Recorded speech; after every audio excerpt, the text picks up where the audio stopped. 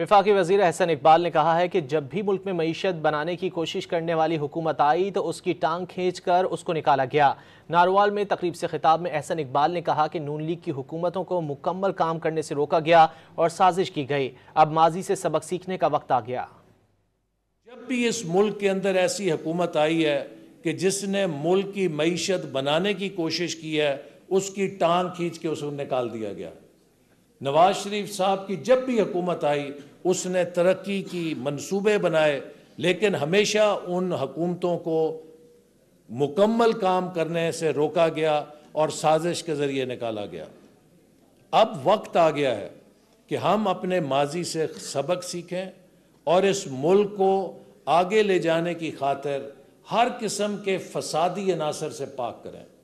आज एक सियासी जमात मुल्क के खिलाफ, मुल्क के इदारों के खिलाफ, मुल्क की फौज के खिलाफ जिस किस्म का जहर उगल रही है, अगर आपने अपने मुल्क के सलामती के इदारों को कमज़ोर कर दिया तो आपका हाल भी वही होगा जो इराक का है, जो शाम का है और जो लीबिया का है।